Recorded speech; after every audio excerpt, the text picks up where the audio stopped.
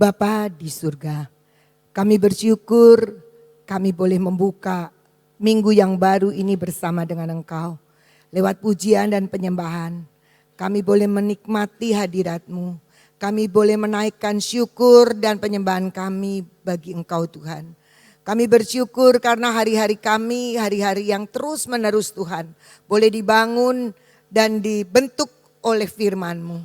Dan di tempat ini juga kami Tuhan, pagi ini memiliki waktu dan kesempatan untuk merenungkan sebagian daripada firman-Mu.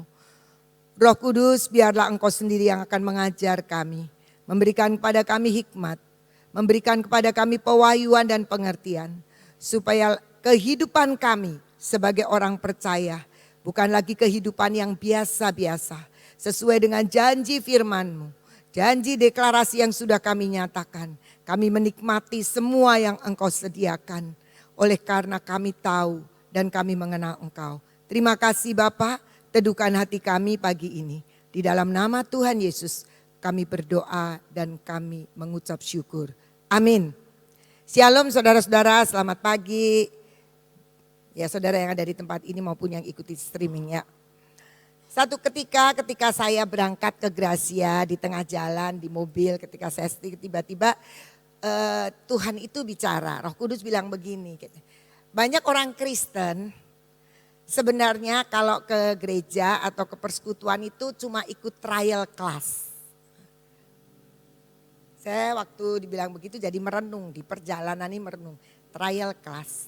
Ya, di sekolah kami di Terang Bangsa khususnya untuk kelompok bermain dan TK, hampir tiap 2 bulan sekali selalu mengadakan trial class.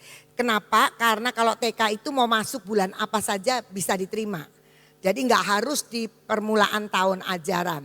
Jadi selalu membuat sebuah promosi lah lewat trial class. Trial class itu buat orang tua yang mungkin anaknya memang belum pernah di Terang Bangsa, mereka begitu dengar karena dipromosikan lewat sosial media maupun lewat radio, itu selalu disampaikan ada trial class. Mereka boleh coba kelas di sekolah. Nah itu trial class, tapi tidak semua yang ikut trial class itu kemudian akan mendaftar di sekolah Kristen Terang Bangsa. Mungkin juga mereka ikut trial class di sekolah lain. Nah seperti itu. Ketika saya mendengar Roh Kudus mengatakan seperti itu, jadi saya melihat oh iya ya, trial class itu ketika ada orang tua mendengar sekolah Terang Bangsa khususnya kelompok bermain dan TK membuka kesempatan untuk mencoba kelas, tahu ada sekolah Terang Bangsa, ada kelompok bermain dan TK-nya, kemudian mereka tahu dan mereka pengen tahu. Nah kemudian mereka daftar, gratis nih free. Daftar dan di hari H yang sudah ditentukan, nah kemudian ada, itu biasanya hari Sabtu. Mereka akan melihat, oh iya benar sekolah Terang Bangsa. Lihat sekolahnya ya benar-benar kena sekolah gitu, benar. Sekolahnya, oh ada playgroundnya, oh kelas-kelasnya ber-AC dengan semua fasilitasnya mulai tahu. Dan orang tua boleh lihat saat guru-guru kami mengajar anak-anak mereka yang belum terdaftar ini, yang sedang masuk di kelas percobaan ini, mereka akan melihat bagaimana guru-guru kami ini mengajar, bagaimana anak-anak ini diajar tentunya dengan program-program yang sangat singkat. Tapi tidak semua kan yang kemudian mendaftar. Kemudian mereka ketika pulang mereka akan cerita, oh Terang Bangsa ini seperti ini TK-nya. Kelompok bermainnya seperti ini. Mengetahui secara singkat aja, hanya dalam 1 hari. Tapi sebagian mereka akan daftar. Nah ketika daftar mereka akan lebih mengenal, lebih tahu isinya apa sekolah Terang Bangsa saat anak itu sudah bersekolah. Dan saya tahu pasti tidak mungkin tidak. Mereka akan punya pengetahuan yang lebih banyak lagi tentang Terang Bangsa. Nah, ketika Tuhan bilang banyak orang Kristen yang kayak trial class gitu. Jadi banyak orang Kristen yang hanya mau nikmati persekutuannya, tapi enggak mau kenal lebih dalam lagi. Datang sih datang, rajin sih rajin, tapi hanya seperti kelas percobaan aja. Mau tahu isinya apa, oh iya mau ngerti isinya apa, tapi tidak menjadi sebuah hal yang membangun sebuah pengenalan, sebuah pengetahuan yang akan membuat hidup kita mengalami progres. Karena kalau anak kemudian ikut trial class dan dia orang tuanya memutuskan untuk mendaftar dan anak itu menjadi murid, dia pasti ada progresnya. Pasti akan berbeda saat dia masuk sekolah lagi sebulan, 2 bulan, setahun, 2 tahun, 3 tahun naik kelas SD pasti akan berbeda. Kalau sama aja ya buat apa sekolah? Karena sekolah itu akan membuat anak itu mengalami sebuah pertumbuhan, perkembangan, entah itu kognitif, entah apalah, semua akan berbeda. Saya ingat ada orang tua yang bilang begini, ih hebat ya di sekolahan, kenapa? Ya ini guru-guru kami ini yang kalau menurut saya itu memang guru TK itu malaikat-malaikat ya. Satu ketika papanya pulang dari kantor, naruh sepatu mungkin ya menceng sedikit atau naruhnya gimana. Terus dia bilang gini, papa kamu bad ya? Kenapa? Kok sepatunya gak rapi? Itu karena apa? Karena sekolah. Di sekolahan itu anak-anak diajar untuk bagaimana meletakkan sepatu, menyusun di raknya, kalau dia harus lepas sepatu, menaruh tasnya, menaruh botol minumnya dan sebagainya. Kalau tidak ada perubahan itu, ya namanya bukan sekolah. Tetapi kalau anak-anak yang hanya ikut trial, tidak mungkin dia akan tahu begitu banyak. Paling saat itu saja. Cuma bagaimana caranya biasanya bukan anaknya tapi yang berubah. Orang tuanya yang lihat. Nah seperti itu. Mungkin sebelum ayat yang saya tulis ya Amos, saya minta dibukakan dari Yohanes 8 ayat 30 dan 31. Ini tiba-tiba keinget aja. Yohanes 8 ayat 30 dan 31. Ya betul. Katakan begini, setelah Yesus mengatakan semuanya itu, banyak orang percaya kepadanya. Kalau namanya banyak orang percaya berarti tidak semua. Ada yang gak percaya juga. Dia dengar sesuatu yang sama, pembelajaran yang disampaikan Tuhan, firman yang disampaikan Tuhan, tapi banyak yang percaya, tapi pasti ada bagian orang yang tidak percaya. Nah, kemudian selanjutnya ayat 31, maka kata Yesus kepada orang-orang Yahudi yang percaya kepadanya. Jadi Tuhan cuma mau nyampaikan kepada yang percaya. Jikalau kamu tetap di dalam firman-Ku, kamu benar-benar adalah murid-Ku. Jadi kalau yang percaya kepada sekolah terang bangsa dan dia masukkan, dia akan menjadi murid, benar-benar jadi murid. Gak usah dilanjutkan, karena dilanjutkan kalau kamu jadi murid, kamu akan mengetahui kebenaran dan kebenaran akan memerdekakan kamu. Tapi kalau kita tetap dalam firman Tuhan, artinya karena kita sudah percaya, kemudian hidup kita terus ada di dalam hubungan dengan Tuhan, maka kita menjadi murid. Dan tidak ada murid yang tidak semakin pinter, walaupun ada yang cepat, ada yang lambat, tapi pasti akan mengalami sebuah progres. Nah sekarang kita akan lihat. Tadi saya katakan Tuhan mengatakan jangan kita jadi orang Kristen yang seperti masuk di trial class. Nah, di dalam Yohanes 17 ayat 1 sampai 3 dikatakan demikian. Demikianlah kata Yesus. Lalu ia menengadah ke langit dan berkata, Bapa telah tiba saatnya, permuliakanlah anakmu supaya anakmu mempermuliakan engkau. Bapa ini jangan itu dulu. Bapak, ini Tuhan Yesus saat dia berdoa, dia sapa Bapa, Allah Bapa, dan dikatakan permuliakanlah anakmu, berarti Yesus, supaya Yesus itu mempermuliakan Bapa yang di surga. Lanjut. Dan dikatakan kemudian ayat yang kedua, sama seperti Bapa telah memberikan kepada Yesus kuasa atas segala yang hidup, demikian pula Yesus akan memberikan hidup yang kekal kepada semua yang telah Bapa berikan kepada Yesus. Jadi di sini dikatakan bahwa Yesus itu akan memberikan hidup yang kekal. Makanya kita tahu bahwa kalau kita mengajak orang untuk terima Yesus, kenapa?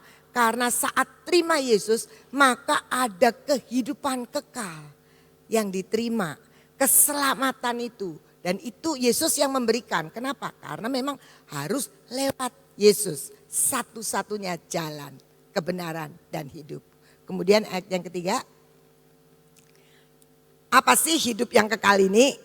Banyak orang kan mikir hidup yang kekal nanti masuk surga. Amin. Memang betul hidup yang kekal kan di surga hidup kekal.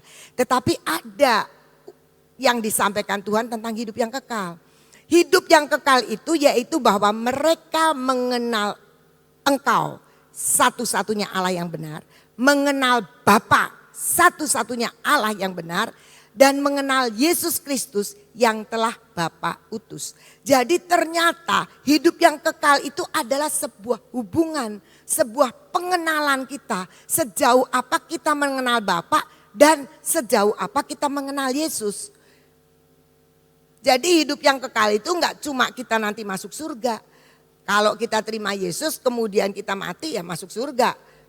Tetapi hidup yang kekal itu akan kita miliki dalam hubungan ketika kita mengenal Bapa satu-satunya Allah yang benar dan mengenal Yesus yang telah Bapa utus. Jadi kalau trial class itu dia hanya tahu oh yes TK Terang Bangsa itu punya playground. Oh ya TK Terang Bangsa itu punya mainan banyak. Oh di situ ada daycare-nya. Oh guru-gurunya hebat. Tahu sehari aja. Tahu saja. Dan tahu Terang Bangsa, mengetahui Terang Bangsa. Tapi ketika tidak mendaftar dan jadi murid tidak punya pengetahuan yang cukup tentang Terang Bangsa. Bagaimana gurunya, bagaimana muridnya, bagaimana mengajar dan hasilnya dan sebagainya dan sebagainya. Jadi ternyata hidup yang kekal itu seperti itu. Harus maju masuk dalam sebuah pengenalan secara pribadi bahwa Bapa itu satu-satunya Allah yang benar dan tidak ada yang lain. Dan kita mengenal Tuhan Yesus yang Bapa utus. Nah, sekarang kita akan belajar untuk merenungkan tentang mengenal Bapa sebagai satu-satunya Allah yang benar. Ada orang yang berpikir enggak apa-apa, yang penting kan kita sama Tuhan. Nah Tuhan yang mana? Saya bersyukur kami punya seorang anak yang dari anak siswa maksudnya bukan anak saya. Dari keluarga yang tidak mengenal Tuhan. Dia sekolah di kami dan kemudian dibimbing sama Riko. Tapi dia tidak bisa, maksudnya gini, ya kita kepengen dia pasti kenal Tuhan Yesus ya. Tapi buat dia tidak terlalu mudah seperti itu. Ya, saya percaya Riko berdoa dan kami di sekolah juga selalu berdoa buat dia supaya dia kenal gitu. Bahkan saya sempat jengkel sama anaknya. Jengkelnya bagaimana? Karena dia deklarasikan di kelas. Apalah sebabnya pokoknya dia declare, aku ini bukan Kristen lah. Dia sebutin agama yang lama gitu. Jadi saya kesel, keselnya kenapa? Ya itulah manusia ya. Kadang-kadang kesel, sudah dikasih firman, sudah dikasih tunjangan, dikasih beasiswa. Tapi dan saya keselnya begini, ya Miss aku ke persekutuan. Dan kalau persekutuan dia absen setor wajah sama saya. Tapi ternyata dia deklarasikan di sekolah bahwa dia bukan orang Kristen lah begitu. Jadi saya pikir ini orang nyebelin banget ya, berarti anak ini, tapi kan itu namanya anak. Tapi saya bilang Riko memang hebat. Dia membimbing. Ketika Ibu Abigail mulai membuka kelas untuk baptisan, kita ngobrol sama Riko. Udah yang penting anak itu suruh ikut aja, dengerin tapi tidak untuk dibaptis. Tidak hanya mendengar. Karena kalau mendengar dia akan punya pengetahuan mengenai Allah. Mengenal Allahnya kita itu siapa. Ya kerinduannya kita dia pasti harus diselamatkan begitu. Tapi saya nggak mau kalau dia cuma pura-pura. Nah Akhirnya sampai hari -1 dari baptisan kemarin ada pembaptisan, sampai Sabtu itu dia tidak, artinya tetap tidak terdaftar untuk dibaptis. Tapi di hari Minggu ketika kami sudah kumpul di Ibu Nani dan mau mulai, tiba-tiba dia datang. Saya kaget, lu kan gak ada di daftarnya, kok dia datang? Nah kemudian saya ketemu Riko dan Riko bilang, iya tadi malam dia tiba-tiba datang ke Riko. Dan dia mulai merenungkan. Merenungkan, yang direnungkan itu sebenarnya bukan ayat Alkitab. Tapi itulah cara Tuhan membawa dia mengenal siapa Bapa. Dia cuma bilang begini kan Riko, saya ingat omongan Miss Ana. Miss Ana itu kepala sekolah. Kepala sekolahnya pernah ngomong begini sama dia. Kamu itu jangan salah pilih Tuhan. Pilihlah Tuhan yang menolong kamu. Jadi ketika di rumah dia merenungkan siapa sih Tuhan yang menolong saya ini. Ternyata saya itu ditolong sama Tuhan Yesus. Lewat Tuhan Yesus dia banyak mengalami pertolongan-pertolongan. Dan dia datang, dia ikut dibaptis. Jadi kemarin dibaptis. Saya bilang kenapa? Dia bisa memutuskan itu. Kadang-kadang Tuhan itu bicara bukan lewat sesuatu yang ayat dibukakan. Tetapi saya percaya dia bisa memutuskan begitu karena dia sudah mengikuti semua, bukan cuma tahu di kulitnya. Tapi dia mengikuti kelas pembinaan persiapan baptisan yang dibawakan sama Ibu Abigail. Jadi sehingga dia berpengetahuan dan Roh Kudus menyimpulkannya hanya dengan sangat simpel sekali. Yaitu teringat omongannya kepala sekolah. Itu caranya Tuhan. Jadi kita tahu bahwa hidup yang kekal adalah sebuah pengetahuan, berpengetahuan, memiliki pengenalan akan Tuhan kita. Nah sekarang dikatakan Tuhan Yesus yang ngomong, hidup yang kekal itu adalah jikalau kita mengenal Bapa satu-satunya Allah yang benar. Bagaimana cara kita mengenal Bapa satu-satunya Allah yang benar? Daniel 3 ayat 17 sampai 18. Kalau kami dilemparkan ke dalam dapur api yang menyala-nyala, pastilah Allah kami sanggup melepaskan kami. Dan ia pun akan melepaskan kami dari tangan Baginda. Tetapi sekalipun dia tidak berbuat demikian, harap Baginda maklum bahwa kami tetap tidak akan menyembah dewa-dewa Baginda ataupun patung emas yang Baginda buat itu. Jadi di sini Sadrah, Mesah dan Abednego dia bilang begini, aku tuh percaya banget bahwa Tuhan itu sanggup melepaskan aku dari dapur api.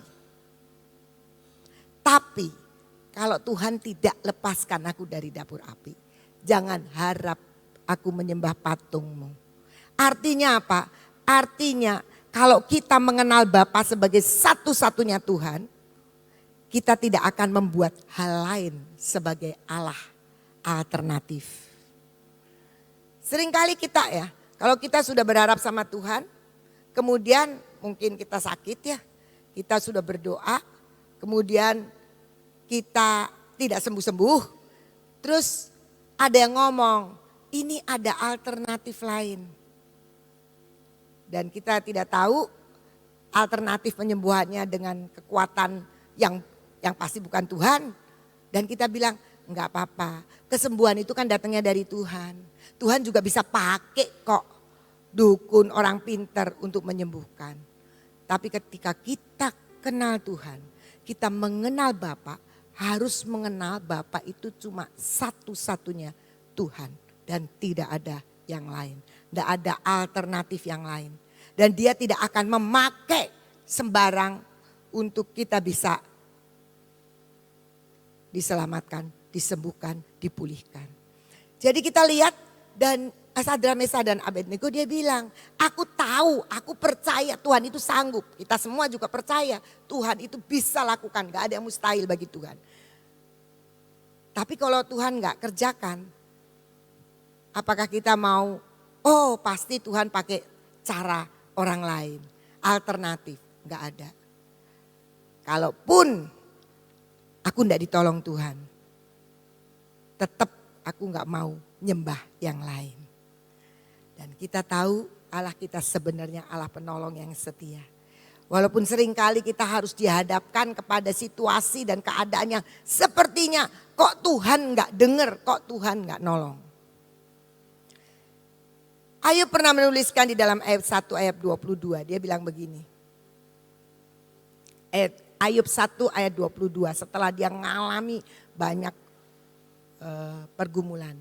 Dalam kesemuanya itu Ayub tidak berbuat dosa dan tidak menuduh Allah berbuat yang kurang tepat, kurang patut. Jadi kita harus percaya ketika kita mengenal Bapa satu-satunya, dia bukan saja Allah yang tidak punya wakil, artinya dia tidak mau untuk kita berkompromi dengan Allah yang lain. Tapi juga kita percaya bahwa Allah kita itu tidak pernah berbuat yang tidak patut.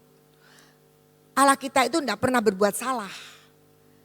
Kadang-kadang kita berpikir ya, aduh rasanya udah jatuh ketiban udah jatuh ketimpa tangga. Jadi kayaknya kok nggak tepat ya, Tuhan itu kok nggak tepat ya nolong kita itu. Saudara-saudara, seringkali kita tuh menghadapi hal yang seperti itu. Kok kejadiannya nggak tepat ya. Satu hari, di hari Jumat, ada orang bawa polisi ke sekolahan. Ya pasti mau marah-marah lah bawa polisi. Lah saya itu punya wakil, Sir Steve itu jauh lebih pandai untuk bertemu dengan pejabat-pejabat. Jauh lebih pinter kalau ngomong sama pejabat. Dibanding saya nggak pernah ketemu polisi, nggak pernah ketemu pejabat gitu ya. Tapi di hari H bawa polisi, Sir Steve-nya lagi nggak ada. Jadi tidak ada yang lain, saya mesti yang ketemu polisi. Saya bilang Tuhan ini nggak tepat, mau ya polisinya tuh datang itu nanti siang gitu ya. Karena Sir Steve-nya lagi ada tugas. Mau ya besok, mau ya kemarin. Kan kita ngomongnya begitu kan. Tapi harus ketemu hari itu. Dan mau gak mau saya harus temuin. Sepertinya kita itu gak mau urusan ruwet-ruwet begitu. Tapi bersyukur karena tenang-tenang saja. Biar sekolah terang bangsa dihebohin kedatangan polisi, tapi polisinya yang pulang dan minta maaf. Karena dia salah mendengar laporan. Semua kita punya bukti, kita semua punya CCTV dan sebagainya. Satu hari ada tata usaha bilang gini, Miss ada wartawan mau ketemu. Waduh saya paling gak suka sama wartawan. Ngapain wartawan nanya? Enggak mau, gak ada urusannya. Saya gitu. Mau wartawan mau nanyain apa? Enggak, ini wartawan ini orang tua. Oh saya tidak pernah kenal orang tua yang jadi wartawan, saya bilang gitu. Terus dia datang, berkali-kali datang, saya memang pas sibuk, pas apa, jadi saya tidak meluangkan waktu untuk dia. Tapi dia selalu menyatakan status sama wartawan, saya gak mau ketemu. Gitu. Nah tiba-tiba ada yang ngomong salah satunya, karena dia orang tua SD, jadi orang yang di SMP SMA tuh gak kenal dia. Gitu. Tapi ada satu guru bilang gini, Miss itu kayaknya tadi yang nyari Miss itu bukan wartawan deh, setahu saya pendeta. Saya lebih kaget lagi ya. Jadi saya bilang udahlah pokoknya selama dia berstatus wartawan saya tidak mau ketemu. Saya gak mau ketemu nih. Sampai sekolah menjelang libur, saya masih ada urusan di sekolah, saya masih ngerjain. Saya mau buru-buru pulang, 10:30. Saya lagi jalan di lapangan basket, dia datang. Kan mau gak bisa gak ketemu dong. Ketemu di mana? Saya bilang aduh Tuhan 2 menit tadi saya lebih awal saya sudah pulang. Sudah masuk mobil saya pulang. Ini kok pas di tengah jalan di tengah lapangan basket saya sudah gak bisa bilang. Kenapa saya tahu? Karena dia bilang saya susah sekali ketemu sama Miss Ina. Katanya. Saya bilang ada kok saya di sekolahan. Terus dia bilang saya mau ketemu loh. Tapi dia mau tanya tapi sebentar ya. Semua jawaban Miss Ina akan saya rekam. Terus dia bilang karena saya wartawan. Oh saya tahu kan. Pak bukannya Bapak pendeta? Iya. Saya punya 2 profesi. Wartawan dan pendeta. Oh ya boleh. Waduh kalau sudah begitu wartawan. Ini mau dimasukin apa lagi gitu ya. Jadi tapi saya bilang Kita minggir yuk, enggak di tengah lapangan aja supaya enggak lama, kan kepanasan. Jadi saya bilang gini, ada apa Pak? Saya rekam ya, ya oke. Pertanyaan saya, kenapa uang sekolah dinaikkan? Loh, uang sekolah dinaikkan itu sudah biasa, awal tahun kita, tahun ajaran kita naikin katanya. Ya kalau mau naikkan itu harus runding dulu sama orang tua. Saya mau nanya di sini orang tua murid kalau dinaikin uang sekolah pakai rundingan mau nggak? Pasti nggak ada yang mau. Tapi Roh Kudus itu hebat. Saya cuma bilang begini, Tuhan saya itu nggak ngerti ketemu sama begini jawabannya apa. Tiba-tiba bisa nyeletuk, Pak kalau Bapak belanja di pasar beli cabai, cabainya naik masa runding dulu sama Bapak? Kan enggak Pak. Demikian juga sekolah. Saya gitu. Sekolah nggak perlu runding, sebab kalau runding nggak ada yang mau naik uang sekolah. Tapi sekolah punya kebutuhan dan kita tidak perlu runding. Kalau Bapak merasa terlalu berat, tinggal temuin saya baik-baik, nggak usah bilang wartawan. Banyak kok beberapa orang tua yang bisa ketemu saya. Kadang-kadang kita nggak pengen waktunya. Aduh Tuhan salah waktunya. Saya sudah mau pergi coba kalau 2 menit saya lebih cepat. Pasti saya nggak ketemu sama dia. Tapi seringkali sama Tuhan disodorkan sesuatu yang kayaknya kok aduh ketepaan banget ya. Saya kan pernah cerita kan. Satu hari sekolah butuh banyak, terbanyaknya dari sepanjang sekolah ini butuh uang. Di bulan yang sama Ibu Nani bilang bulan ini Gracia tidak akan membantu sekolah. Lah kok pas, Mbok kalau lagi gas kurang sedikit itu loh. Sepertinya kita itu selalu menganggap kita itu yang benar yang ngatur. Tapi sekali lagi untuk mengenal Allah tidak ada satupun yang tidak diizinkan Tuhan terjadi. Sehelai rambutmu pun Tuhan tahu. Diizinkan apa tidak untuk jatuh. Jadi kalau ada persoalan apapun kita harus kenal dan percaya Allah kita membuat dan membiarkan situasi dalam hidup kita nggak pernah salah. Mungkin kita menghadapi kesulitan karena kita punya dosa, salah. Tapi diizinkan untuk kita menghadapinya. Untuk melepaskan diri. Dan kita belajar mengenal Tuhan. Karena saya percaya di saat-saat kita terjepit, di saat-saat ada yang kita pikir tidak pas. Sepanjang kita akan terus belajar mendekat kepada Tuhan. Kita akan bicara seperti Ayub. Tidak pernah menuduh Allah berbuat yang kurang patut. Tapi tentu saja kemudian kita harus belajar mengenal dia lebih dalam lagi. Kemarin waktu kita rapat Ibu Nani banyak memberikan pelajaran dan buat saya membangun sebuah hubungan itu penting sekali. Dan apa pengalaman-pengalaman Ibu Nani membangun hubungan dengan Tuhan dalam ketaatan, kesetiaan, tanpa kompromi dan sebagainya itu buat saya sebuah pengetahuan yang perlu untuk saya hidupi. Dan kita tahu kenapa sepertinya, Ibu Nani kok disayang sekali sama Tuhan.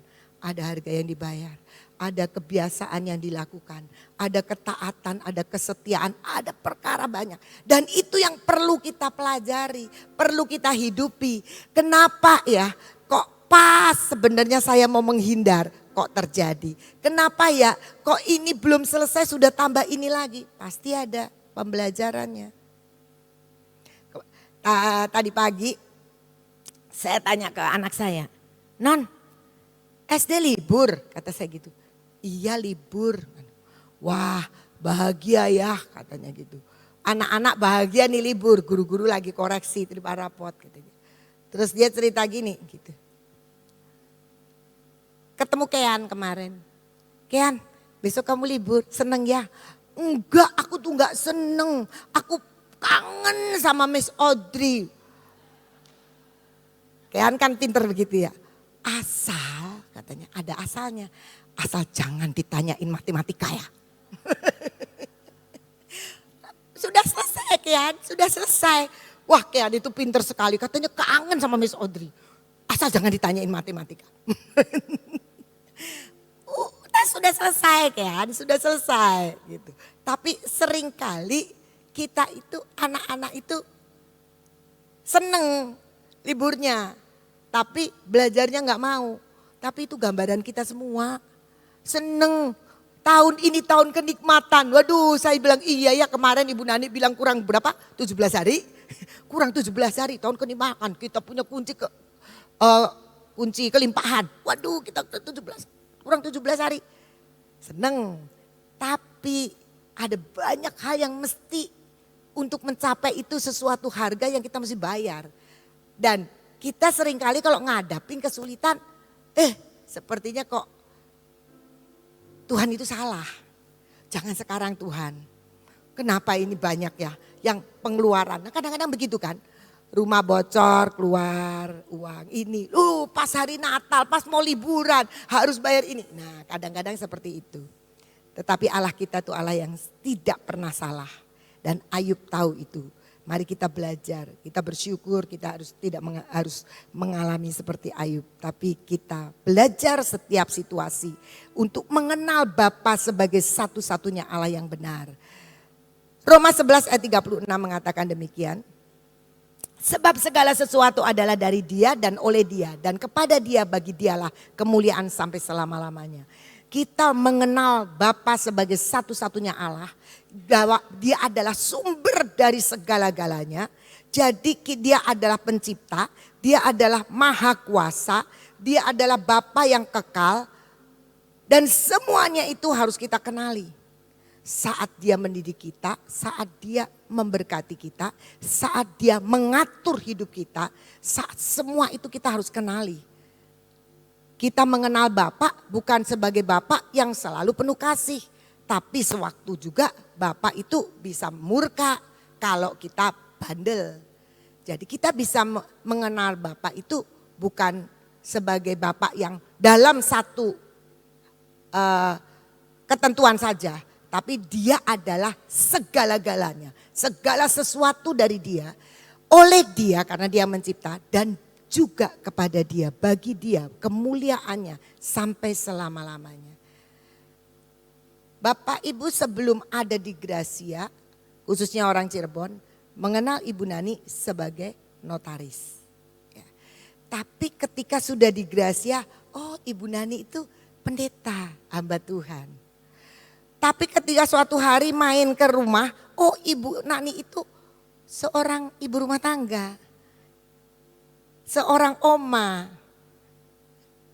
Kita semakin mengenal, kita semakin tahu predikat dari Tuhan itu luar biasa.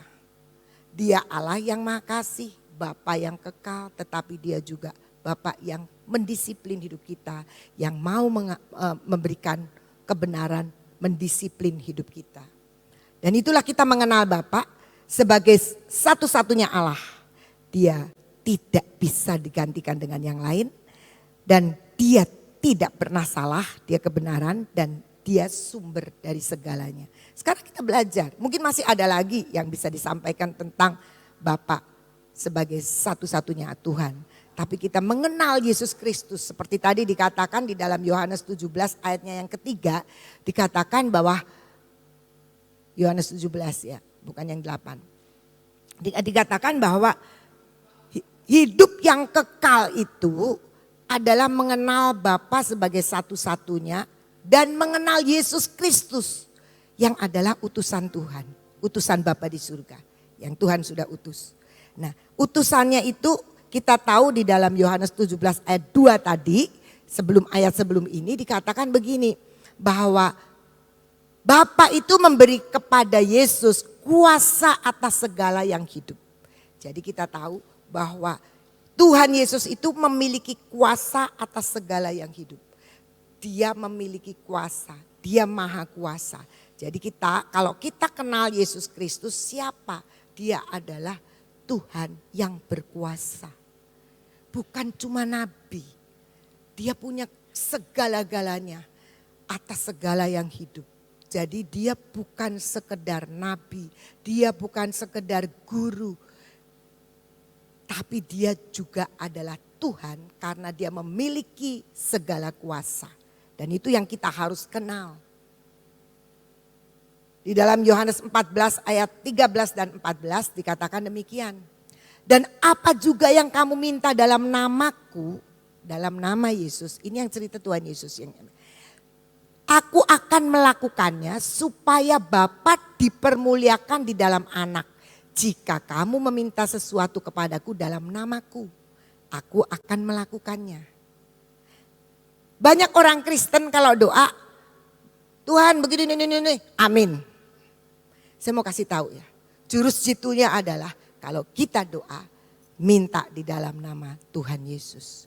Harus ditutup, dimeteraikan di dalam nama Tuhan Yesus. Kenapa? Yesus bilang, kalau kamu minta dalam namaku, aku akan melakukannya.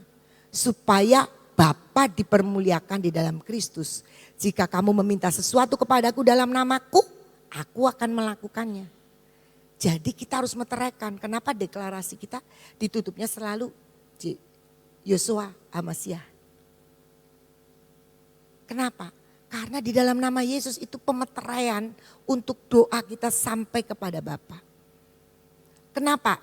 Karena Yesus itu perantara. Kan tadi bilang utusannya. Jadi perantara. Kalau kita mengutus seseorang, kemudian itu sebagai perantara untuk bisa mewakili. Tadi pagi ini saya ketinggalan HP. Sedangkan renungan ini ada di HP ya. Itulah keteledoran saya yang selama ini sering terjadi. Tetapi tidak menjadi masalah karena ada Pak Peot. Jadi kalau saya sampai sini ketinggalan, Pak Peot, HP saya Pak Peot. Nah, dia kan punya kunci rumah saya. HP-nya di mana Bu? Wah saya agak lupa, kayaknya di kamar, kayaknya di sini gitu ya. Tapi hari ini Pak Peot sudah ada di surga. Jadi ketika saya ketinggalan, waduh gimana ya? Saya mau panggil Leli karena Leli itu sudah mewakili, sudah saya angkat penggantinya Pak Peot. Kunci rumah saya ada di Leli. Tapi Leli jam-jam segitu ngantar anak sekolah. Kalau Pak Peot kan sudah ngedon di sini terus. Jadi saya mulai bagaimana. Akhirnya saya ke sekolahan, saya pinjam sama tata usaha untuk menelepon ke pembantu saya. Gak ada nomornya di tata usaha, jadi saya telepon dulu ke anak saya suruh minta OB sekolahan untuk ngambil. Utusan, ketika OB-nya datang diberikan sama pembantu saya. Ini HP-nya Ibu, karena utusan. Nah Yesus itu utusan Bapa di surga. Dia punya wewenang, dia perantara. Dan dia kasih tahu begini, kamu mau doamu itu sampai kepada Bapa, meteraikan di dalam namaku, maka aku akan melakukannya untuk minta kepada Bapa, melakukannya. Jadi kalau doa jangan lupa dalam nama Tuhan Yesus. Karena Yesus itu perantara antara kita dengan Bapa. Di dalam Lukas 5 ayat 24 bagian A. Siapa Yesus itu? Kita harus mengenal Yesus. Bahwa tetapi supaya kamu tahu bahwa di dunia ini anak manusia yaitu Yesus yang berkuasa mengampuni dosa. Jadi kita itu punya Yesus yang berkuasa mengampuni dosa. Jadi mari kita belajar koreksi hidup kita. Karena kita itu punya Yesus yang maha kasih. Yang memberikan pengampunan jika kita minta ampun. Kita menyesali dosa kita. Di dalam 1 Yohanes bilang, siapa yang menyesali dosa kita, maka Allah setia dan adil. Dia akan mengampuni kita. Jadi mari kita belajar mengerti siapa kita mengenal Yesus sebagai pribadi yang satu-satunya bisa mengampuni dosa. Gak ada yang lain. Oh saya minta ampun sama mama papa saya. Ya bukan minta ampun ya, minta maaf kalau sama papa mama kita. Terus kadang-kadang orang salah pergi ke kuburan, papa mamanya udah meninggal, minta maaf sama papanya, gak bisa. Pokoknya kalau minta ampun, minta maaf kesalahan itu sama Tuhan Yesus. Jadi itu kita kenal dia. Dan yang terakhir Yohanes 18 ayat 37. Dikatakan demikian. Maka kata Pilatus, ini pada waktu Yesus sudah mau disalib. Maka kata Pilatus kepadanya, jadi engkau adalah raja. Jawab Yesus, engkau mengatakan bahwa aku adalah raja. Untuk itulah aku lahir dan untuk itulah aku datang ke dalam dunia ini. Supaya aku, yaitu Yesus, memberi kesaksian tentang kebenaran. Jadi kebenaran hanya ada di dalam Yesus. Yesus bilang, akulah jalan, kebenaran, dan hidup. Kebenaran yang terus disampaikan Tuhan. Dan Tuhan saksikan kebenaran yang sejati hanya di dalam Yesus. Jadi kita tahu percaya Yesus menyatakan kebenaran karena dia adalah kebenaran itu sendiri. Jadi kehidupan kekal yang Tuhan janjikan buat kita adalah sebuah proses pengenalan kita kepada Bapa, mengenal Bapa dan mengenal Yesus Kristus. Itu karena proses itu harus terjadi di mana kita dimuridkan, kita terus belajar sampai kita mengalami hidup yang kekal. Jadi nggak bisa hari ini sudah dibaptis, kemarin anak-anak dibaptis, selesai. Nggak selesai. Mereka adalah memulai suatu lembaran yang baru di mana harus belajar terus mengenal. Mungkin kita sudah setahun 2 tahun bergaul tetap nggak kenal kan. Suami istri menikah ada ulang tahun 40 tahun sudah mengenal? Belum. Masih ada titik-titik yang kita perlu pahami. Itu manusia apalagi Bapa. Tadi pujiannya mengatakan kan. Dalamnya aku tidak mengerti Bapa. Ya memang kita perlu mengerti Bapa step by step, hari demi hari. Terus bertambah tahu, bertambah kenal. Dan itu perlu ada dalam hidup kita. Jangan suka kita mau berhenti. Rasanya aku udah kenal banget. Aku sudah jadi orang Kristen 30 tahun. Udah kenal luar dalamnya Bapa. Belum. Tuhan bilang ya kita ketemu muka dengan muka. Baru kita kenal Tuhan.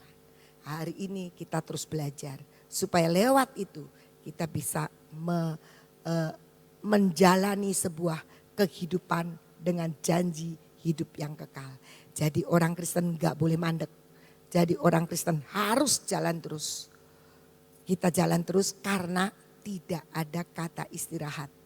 Kita tidak pernah mau kan punya anak dari kecil TK 10 tahun kemudian tetap TK. Kita selalu kepengen dia terus berkembang. Demikian juga Bapa di surga. Kita harus mengenal Bapa satu-satunya Allah. Tidak ada yang lain. Dan Yesus Kristus yang di dalam dia ada segala kuasa dan ada segala kemudahan buat hidup kita. Tuhan Yesus memberkati. Saudara, tidak ada satu orang pun yang menjanjikan kepada saudara dan saya tentang hidup yang kekal. Gak ada. Semua orang tidak berani menjanjikan kepada seseorang. Seorang ayah tidak akan berani menjanjikan kepada anaknya bahwa kamu itu nanti hidup kekal. Hidup kekal itu hidup selama-lamanya. Ya, gak ada. Tidak ada seorang pun di dalam dunia ini yang berani menjanjikan kamu tak jamin pasti mendapatkan hidup yang kekal. Tidak ada. Sebab apa saudara? Kita bisa menginjili seseorang ya. Lalu dikatakan kalau kamu percaya Yesus pasti mendapatkan hidup yang kekal. Kamu bisa jamin gak bahwa dia itu bisa benar-benar percaya kepada Tuhan Yesus sampai dia itu mendapatkan hidup yang kekal? Gak bisa. Kita bisa memberitakan kalau kamu percaya Yesus, kamu akan mendapatkan hidup yang kekal. Kenapa kita bisa ngomong? Karena ada firman. Tetapi orang yang kita beritahukan tentang kalau kamu percaya Yesus mendapatkan hidup yang kekal, kamu bisa jamin gak kalau dia itu bisa tetap setia sampai benar-benar mendapatkan hidup yang kekal? Tidak bisa. Tapi ada satu pribadi ya, yang berani menjanjikan dan menjamin sungguh-sungguh, yaitu Yesus Kristus Tuhan. Gak ada yang lain, gak ada yang lain. Yang berani memberi jaminan itu hanya satu, Yesus Kristus Tuhan. Jadi belajar saudara, sebentar lagi besok kita akan benar-benar memperingati ya, bahwa dia pernah datang, dia pernah lahir dan sudah diselidiki saudara, bahwa betul-betul Tuhan Yesus itu lahir tanggal 25 Desember. Sudah diselidiki dengan jelas ya. Dan hari ke-8 itu Tuhan Yesus disunat. Itu betul, itu tepat tanggal 1 Januari. Ya. Jadi kenapa kita itu dapat tanggalan 1 Januari, itu tepat Tuhan Yesus itu disunat. Ya, jadi kalau saudara melihat semua itu, penggenapan demi penggenapan itu terjadi. Jadi saya sangat mengharapkan saudara itu mempersiapkan diri untuk besok dengan apa? Mengagumi. Mengagumi siapa? Yesus Kristus Tuhan. Coba kita mengagumi, tadi diceritakan segala sesuatu yang jelas, tapi belajar mengagumi. Ya. Pujian yang mengatakan, ku kagumi caramu mencintaiku, ya kan? Nah, kita tahu, kita mengagumi Yesus itu mencintai kita. Coba hari-hari ini ya, menjelang besok, kamu itu merenungkan, minimal nanti malam lah, ya. Nanti malam mengadakan review, mengagumi akan Tuhan. Aduh Tuhan, ya. Sehingga kita itu bisa benar-benar apa ya, mencintai dia, ya, menghormati dia. Karena apa? Kita mengagumi. Ya. Orang kalau mengagumi itu siang malam pagi sore selalu diingat. Ya. Kagum sih, aduh aku kagum. Buat sampai hidupmu itu mengagumi Tuhan. Cara mencintai, cara mendidik, cara memberkati, cara menyertai. Coba saya berdoa supaya nanti malam, minimal nanti malam sebelum saudara tidur, ingat semua kebaikan Tuhan. Ingat semua cara pendidikan Tuhan atas hidup kita. Kita bisa mengagumi Tuhan. Dan kita katakan, Tuhan, aku besok benar-benar exciting dalam hidupku. Aku mau merayakan bahwa Engkau pernah hidup, pernah lahir, pernah mati, dan pernah naik ke surga menyediakan tempat buat saya. Amin. Yuk kita berdoa. Bapa, terima kasih Tuhan. Tidak ada seorang pun yang berani menjanjikan hidup yang kekal kecuali Engkau. Tidak ada pendeta, tidak ada agama lain yang berani menjanjikan seperti yang tertulis di dalam Alkitab. Tidak ada nabi yang berani menjanjikan untuk kami hidup kekal kecuali Engkau. Buat kami mengagumi Engkau Tuhan. Buat kami mencintai Engkau. Buat kami benar-benar hidup kami bangga mempunyai Bapa seperti Engkau Yesus. Kalau besok kami akan bukan sekedar merayakan, tapi kami mau mengingat akan kebesaran. Kami mau memperingati kelahiran. Sekalipun kami tahu belum waktunya kami tepat waktunya Engkau lahir. Tapi kami mau mengucap syukur, merayakan, menyambut kedatangan-Mu. Pada sekian ribu tahun yang lalu. Siapkan kami buat besok ya Tuhan. Hadirlah Engkau di tengah-tengah kami. Siapkan kami Tuhan untuk menerima pesan-pesan-Mu, terutama rencana-Mu yang amat mulia untuk kami jalani. Biar kami siap Tuhan. Pada waktu kami mendapatkan pengurapan minyak percepatan ini Tuhan. Buat kami ada sesuatu yang masuk dalam hidup kami. Engkau katrol kami untuk masuk dalam percepatan. Kami akan beyond limit Tuhan. Kami akan menerima akan sesuatu yang profetik. Kami akan menerima akan minyak percepatan ini. Biar kami boleh melejit dan melonjak tinggi Tuhan. Layakan kami untuk menerima pengurapan ini ya Tuhan. Supaya benar-benar kami boleh menjalani, memasuki tahun depan ini dengan suatu pengurapan yang baru. Seperti Daud saat diurapi dikatakan Roh Allah menyertai Daud.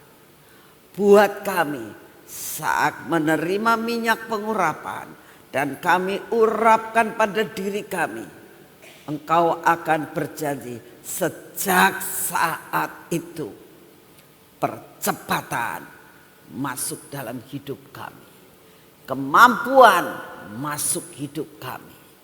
Terima kasih Bapak, terima kasih Tuhan Yesus, terima kasih Tuhan Roh Kudus.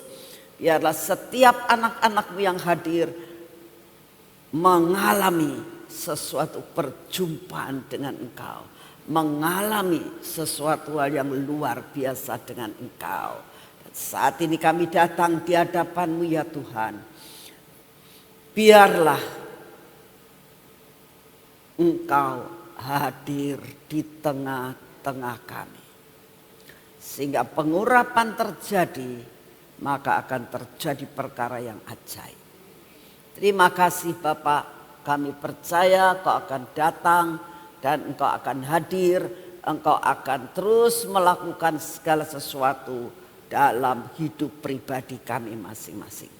Terima kasih untuk besok Tuhan. Terima kasih dan terima kasih. Bapak, saat ini kami datang di hadapan-Mu, kami tetap mau berdoa untuk keadaan bencana alam yang setiap hari kami mendengar Tuhan. Rasanya bukan bertambah surut tapi bertambah banyak kami mendengar hal ini. Kami tetap berdoa supaya apapun yang Kau izinkan terjadi, Engkau membuat semua minimal. Bencana, akibat, korban yang ada, Engkau yang akan terus membuat segala sesuatu ya Tuhan. Yang minimal, kami berdoa setiap anak-anak-Mu yang berada di daerah-daerah di mana Kau izinkan untuk adanya suatu bencana. Tuhan tolong selamatkan, luputkan setiap anak-anak-Mu yang menjerit kepadamu. Apapun yang saat ini mereka alami, buat seperti Sadrak, Mesak dan Abednego. Tetap percaya kepadamu. Karena dibalik daripada semuanya, pasti Kau punya rencana yang baik. Terima kasih untuk semuanya Bapak. Kami tetap berdoa untuk bangsa dan negara ini Tuhan. Terutama kami mau berdoa buat semua peraturan-peraturan yang sedang digodok, yang sedang dipersiapkan, baik di DPR, baik kabinet, baik peraturan-peraturan daerah di seluruh Indonesia ini. Di dalam nama-Mu kami mau mempersembahkan. Biarlah apa yang berasal daripada-Mu itulah yang dikeluarkan. Kami berdoa untuk seluruh pimpinan-pimpinan daripada kota-kota, kabupaten, kota madya, sampai gubernur di provinsi. Tuhan, kami berdoa berikan kepada mereka takut dan gentar kepadamu, untuk dapat melaksanakan tugasnya dengan penuh tanggung jawab yang daripadamu. Bapak, kami tetap berdoa buat Bapak Presiden dan Wakil Presiden, biar mereka diberi hikmat marifat yang daripadamu untuk memimpin bangsa ini. Kami berdoa Bapak, pada saat ini keadaan perekonomian, keadaan inflasi, keadaan apapun yang kau izinkan terjadi, kami percaya sampai dengan akhir tahun ini bahwa semua deklarasi yang saat ini ada akan kami miliki, akan kami nikmati. Mohon percepatan yang daripadamu. Semua yang belum jebol kau jebolkan, semua yang belum kami terima kami dapat terima, sampai benar-benar penggenapan terjadi di dalam deklarasi kami. Kami percaya kau akan memberikan deklarasi yang baru untuk tahun 2026. Engkau yang akan memberikan segala sesuatu Tuhan, sehingga kami tetap ada di dalam track yang daripadamu dan ada di dalam perjanjianmu Tuhan. Terima kasih untuk semua dan semuanya ini. Terima kasih Bapak, beri kami kekuatan baru, kesehatan yang daripadamu, daya tahan tubuh yang berasal daripadamu, untuk kami dapat melakukan apa yang menjadi bagian kami. Bapak, kami juga berdoa untuk setiap divisi yang saat ini sedang mempersiapkan, baik divisi acara maupun divisi masak-memasak Tuhan. Kami berdoa semua masakan yang akan dimasak, semua masakan yang akan disajikan, semua bersih, semua sehat, semua tidak mendatangkan yang tidak baik buat tubuh kami, tapi semua mendatangkan kekuatan, kesehatan, kenikmatan. Tidak ada yang basi, semua diberkati Tuhan. Kami berdoa untuk setiap anak-anakmu yang saat ini dari GK, yang saat ini sedang mempersiapkan semua masakan ini.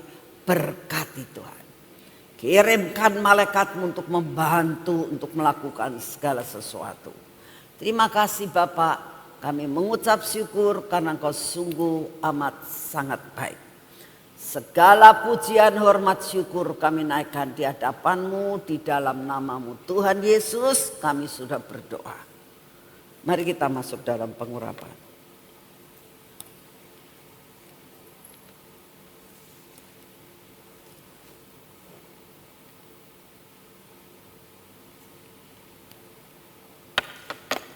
Dalam nama Tuhan Yesus. Ini minyak pengurapan, minyak supranatural, dan kami percaya saat kami oleskan dalam hidup kami, supranatural terjadi atas hidup kami. Apa yang mustahil tidak mustahil buat Engkau. Kami akan terjadi sesuatu hal yang luar biasa. Berkati Tuhan untuk mata kami, telinga kami Tuhan. Bibir, mulut kami dan hati kami. Terus kami dikuasai oleh perkara-perkara yang supranatural dalam hidup kami. Engkau terus membuat yang tidak baik dalam hidup kami, Engkau hancurkan. Engkau berkati tangan kami Tuhan. Biarlah tangan ini akan kami pakai untuk bekerja pada hari ini. Mengerjakan segala sesuatu. Kami percaya Tuhan, Engkau akan membuat berhasil. Layakan tangan kami untuk menerima berkat yang sudah Kau sediakan buat kami hari ini. Tidak ada yang kececer. Terima kasih untuk semua. Semua yang belum terbuka kami mau memakai akan kunci terobosan ini. Kami mau memakai kunci kelimpahan ini.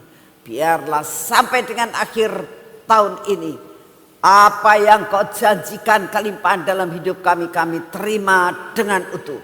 Engkau sanggup mengatur segala-galanya. Berkat Engkau akan turunkan dari 7-8 penjuru angin untuk masuk memenuhi hidup kami. Berkati kaki kami, supaya perjalanan kami hari ini tidak tersandung. Kami tetap berjalan dalam jalan yang daripadamu. Penyertaan-Mu sempurna atas hidup kami. Dalam nama Tuhan Yesus. Amin. Selamat pagi, Tuhan memberkati saudara semua.